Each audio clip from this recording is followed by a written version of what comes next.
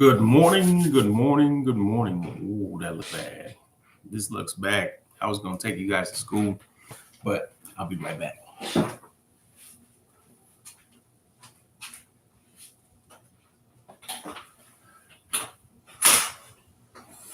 that instead. Let's do that instead.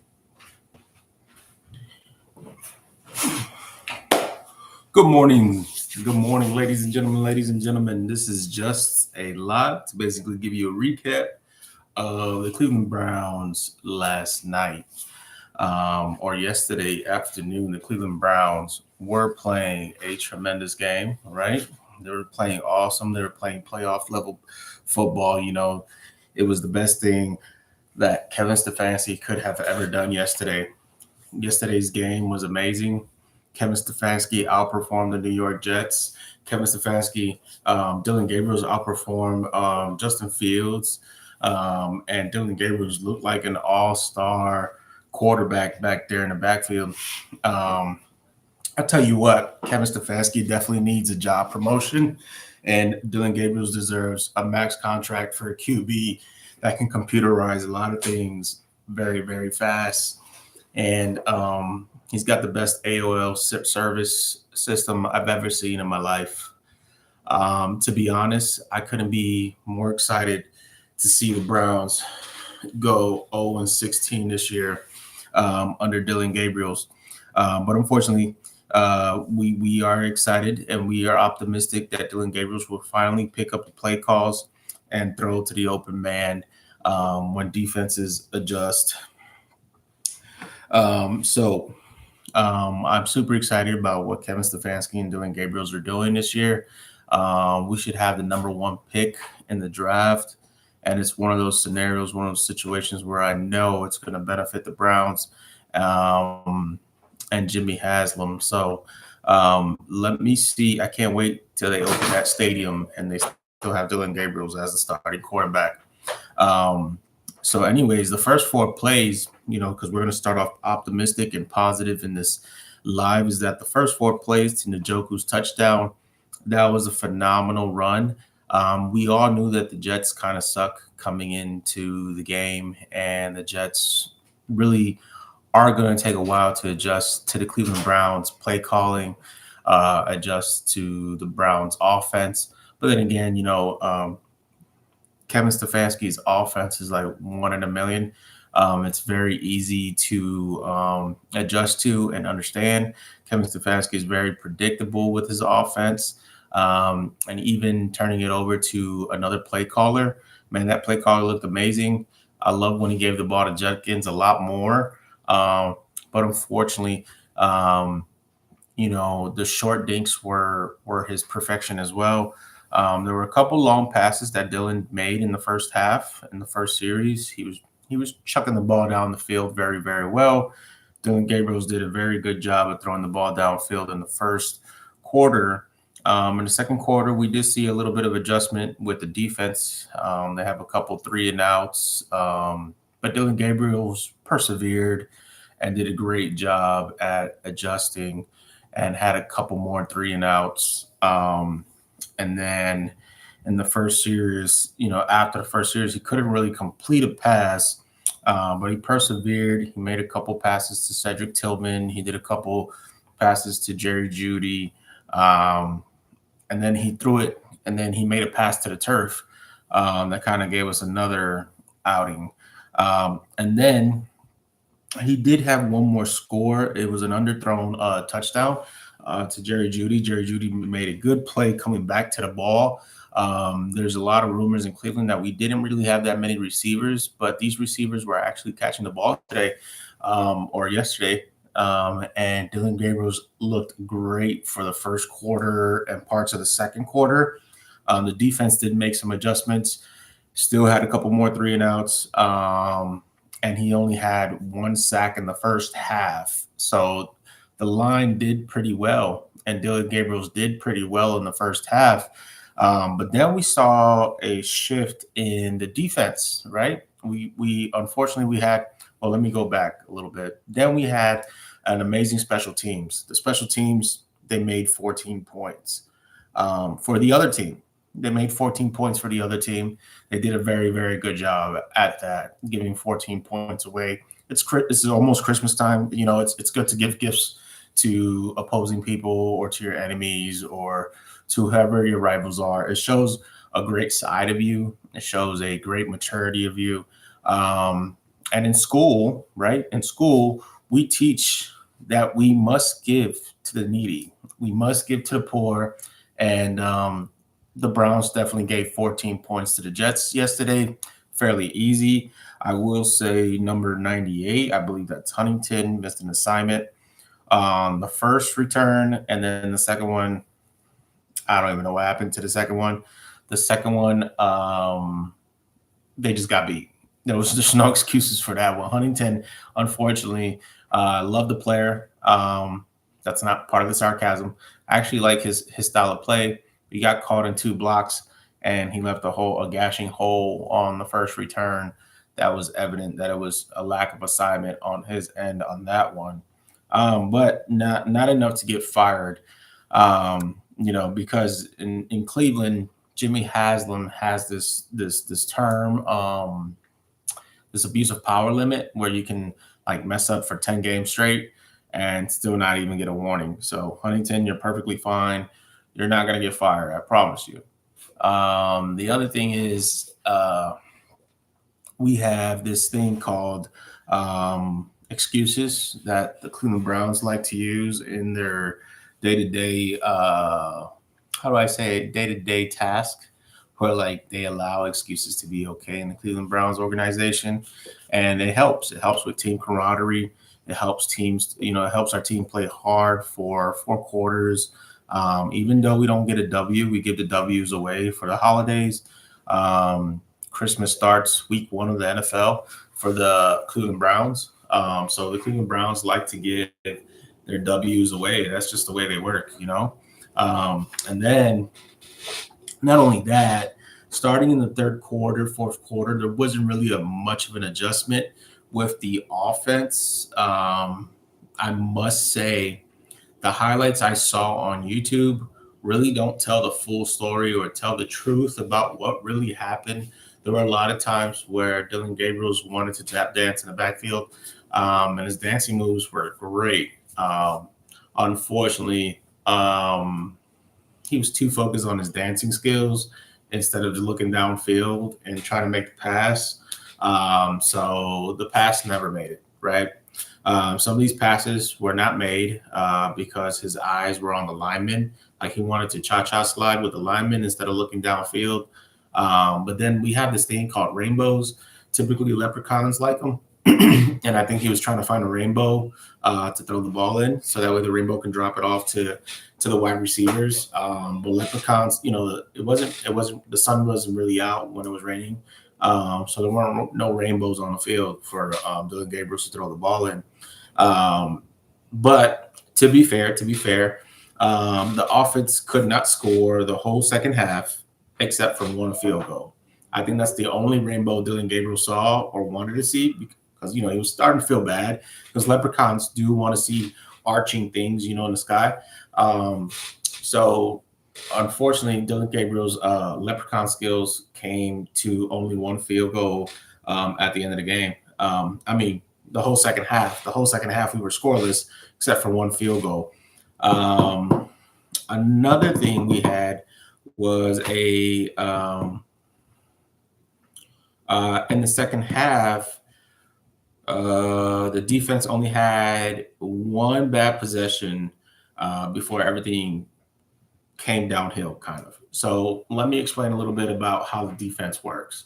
In order for the defense to operate smoothly and correctly on the field, you got to have them get some rest. Like you want the offense to operate. Yesterday when I was at Buffalo Wild Wings, it was amazing because I saw so many Christmas ads on the Browns game compared to like the Tampa Buffalo game, compared to all these other teams that were playing, on the screens. Like we had so many commercial breaks on the Cleveland Browns side because there were so many 4 and outs.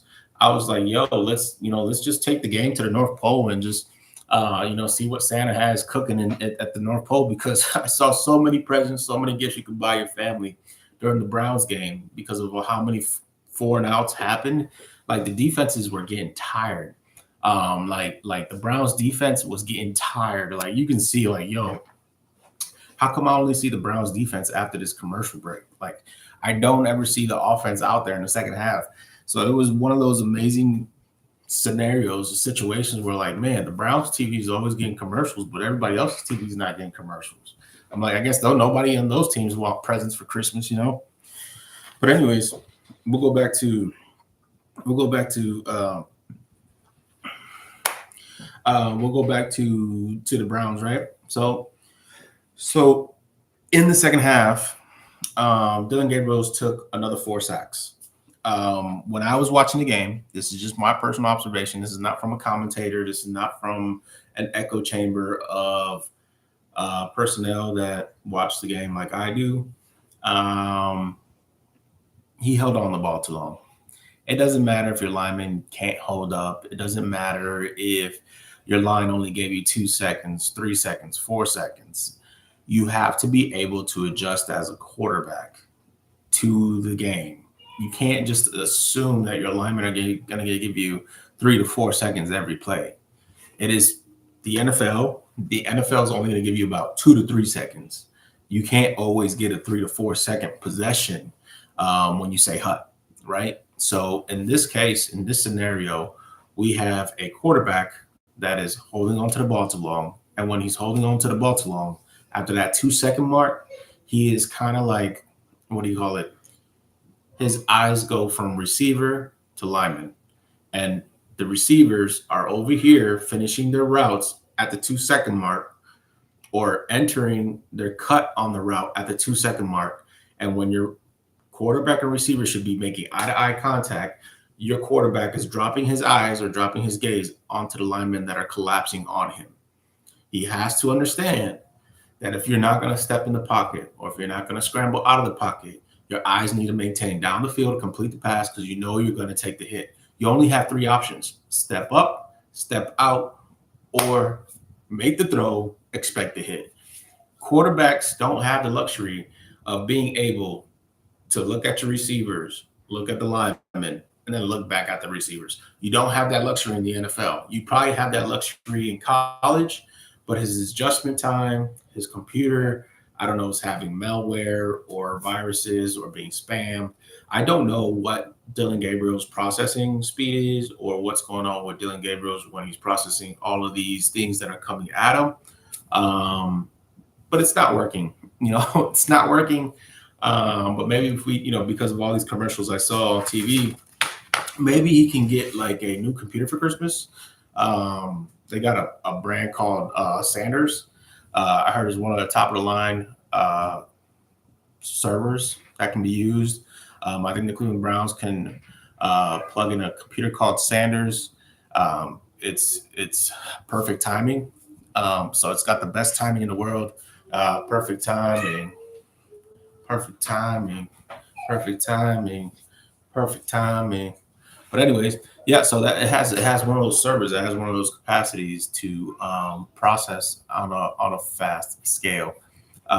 So they got the Sanders program, and the Browns get it for free. Actually, like I think they made a pre-order for $4 million a year for 4 years on this service because AOL has been out of production since like early 2000. Like, nobody really uses AOL except for emails. So I think Dylan Gabriel can get a few messages. I think he can send out a few messages, but I don't think he can process at a speed that's up to par with like Apple, Windows, or the Sanders program. So they got this new program called Sanders, Perfect Timing. So all you have to do is really put your wrist up after you throw the ball, and the ball makes it to where it goes, But yeah, so we got outscored in the second half. What's the most fascinating thing is, which I think it's an NFL record, is that the opposing team quarterback only had 54 yards and still won. Tell me how that is possible. Tell me how is it possible that a quarterback with 54 yards wins a game? He's a starting quarterback. No second string quarterback is behind him waiting to play. There's no conversations of him being sat down. And then the opposing team's quarterback probably had like 78, 100 yards, 120. I don't know. I don't know what Dylan Gabriel's had. But even that didn't impact the game in a way to win. But much to blame of this game was that the special teams was very giving. Special teams did mess up on two critical plays. We probably would have won the game because it would have been what 7-20. We would have won the game 7-20 if the special teams did not mess up. But here's the thing, we could say, oh, it wasn't Dylan Gabriel's fault, and that's the reason why we lost because special teams. Dylan Gabriel's is not on special teams. That's a valid point. That is definitely a valid point. I would just assume that you guys would also agree that you have 2 weeks to prepare, and one of the preparations that you prepare every day is discipline, discipline, discipline, discipline. You have to have discipline when you play in the NFL. If you don't listen to your parents and you don't listen at school and you're being a bad kid, you get cold for Christmas, right? You get cold. You don't get excuses or pass for misbehaving. Behavior on the field, your behavior on your daily life determines the outcome of what your day or your career will turn out to be. So unfortunately, we're in a scenario where players are giving up big plays because of ill-advised tackling form, which gets taught in college, gets taught in high school, gets taught in middle school. Lack of preparation creates lack of performance. But you know, so that's called discipline. You saw what I just did there. My kid just came in. I'm like, get out, and he left. That is preparation. I prepared my son to do that. That the moment I say a word, he does it.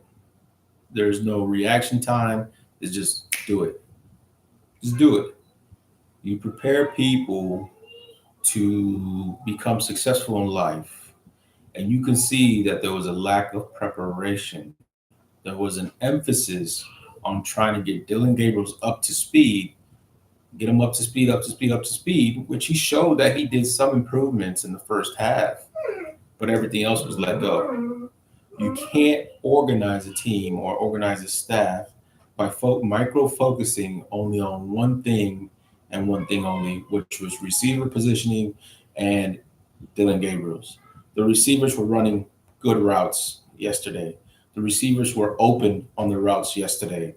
The receivers didn't drop balls on a regular basis yesterday. The receivers were ready. You saw the preparation in the receivers. But unfortunately, there is a max capacity on Dylan Gabriel's. Dylan Gabriel's has hit his ceiling for this year. He may need, maybe in a couple years, he may be a pretty good starting quarterback or an average starting quarterback. But right now, he doesn't even look like an average starting quarterback. He looks like a great backup that can come in and take care of business in the second half until your number one's hamstring gets better or something like that. Like it doesn't make sense why we're continuing to play um, Dylan Gabriel's. Dylan Gabriel's it's just not the guy, man. We got a program. I'm telling you, there's a computer called Perfect Timing computer, and it's got a Sanders 2.0 on there. It's got a Sanders 2.0 computer called Perfect Timing. Perfect timing. You know what I'm saying? But anyways, here's the rough stats rundown. First four plays to Njoku touchdown was beautiful. Before the first half ended, there was a touchdown pass to Jerry Judy, which was very impressive. But you saw that after the first quarter, there was a slow progression of defense adjusting to the Cleveland offense. Again, the Cleveland offense is fairly predictable. There is no scheme, there is no plan, there is no like adjustment on the offensive side when the defense starts adjusting on us. So it's causing us to become stagnant. It's causing us to not persevered through certain thresholds. You got to have a quarterback that's willing to adjust on the flash. This AOL computer we have is not adjusting to the changes that the defense is throwing at us. But anyways, that's unfortunate, an unfortunate situation. Um, and after the first half, there was no more touchdowns for us. 14-14, I believe 17-17 going into the half. Um, and it's just an unfortunate situation. They only had one sack in the beginning, so the line was not the problem in the first half. And then we had 4 sacks in the second half. That's just timing. That is just defensive adjustments, defensive assignments to change for the Jets. And the Jets did a great job adjusting in the second half, and they kept us to 3 points in the second half. This game is not only a sign of Dylan Gabriel's not being able to adjust to defenses, but the Browns are, again, a team that cannot score more than 20 points. I don't know what it is with the damn 20 points, but unless the defense does it, we're not doing it. Special team was horrendous yesterday. Those two key plays deserve a firing. There's Skittles at the end of the rainbow, so even if you fire him, he'll be fine. Leprechauns give out rainbows. He'll find some Skittles at the end of it. Um, one second. 1 second. So it is. We're at the 21-minute mark. I don't want to keep being a jabbermouth. So that's all the details. Shedeur Sanders, Kevin Stefanski, you got to get fired, man. Besides your optimistic look of Dylan Gabriel's, you're not even giving a conscience response when you answer to Mary Kay Cabot, which Mary Kay Cabot I'm not a big fan of because I feel like she just panders to the crowd with whatever the crowd wants to hear. She pandered to the Browns at the beginning of the season. Now she sees that Dylan Gabriel's ain't paying off, so she's backpedaling, trying to stay afloat and trying to be on the good side of history by saying, asking the questions of Shedeur Sanders when she herself said that Shedeur Sanders was now ready and that Dylan Gabriel's were steps ahead of Shedeur Sanders. Mary Kay Cabot's words. So these are reports that she's made, and now she's backpedaling, saying, "Oh, why won't you take a look at Shedeur Sanders?"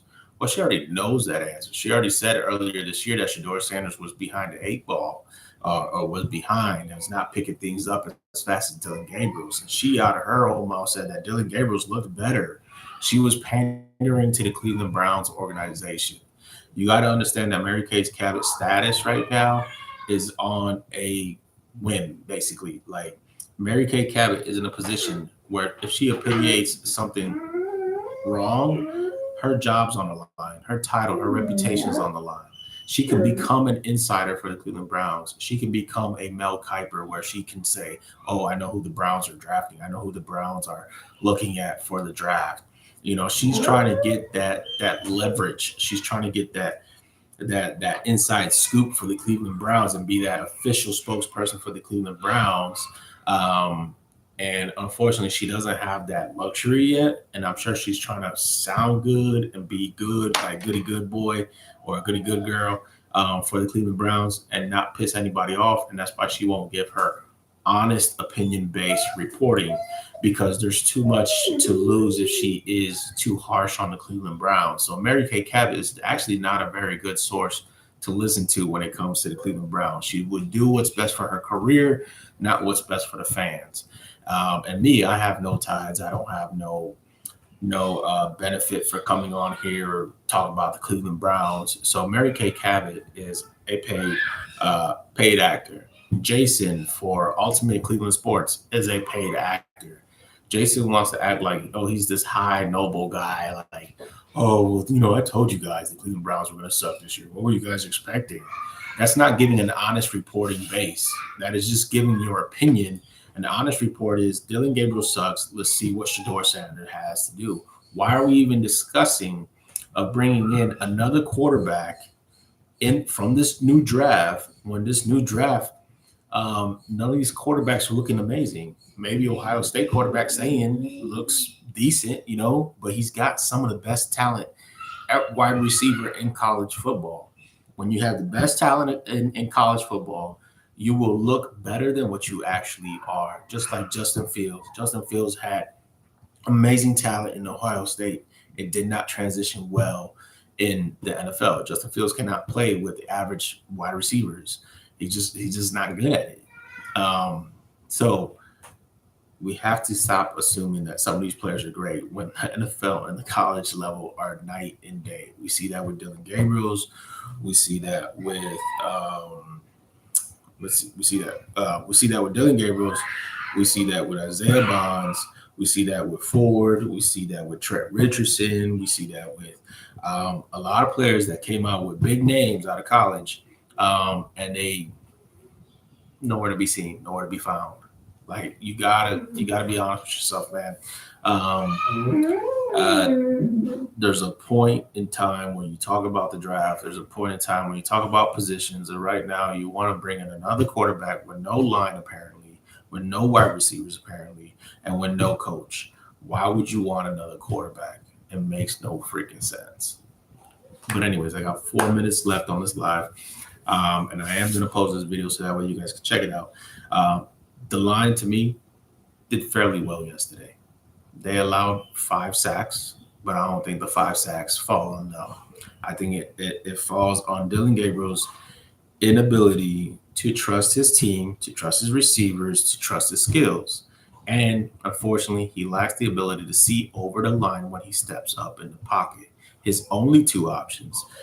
Earlier in this video, I said there's only 3 options. Step up in the pocket, stay where you're at, throw the ball, expect to get hit, or roll out of the pocket to avoid contact and throw on the run.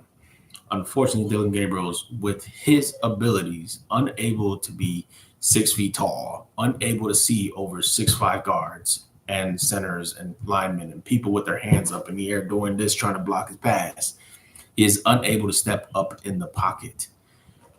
He sprinted about 3 times out of the pocket.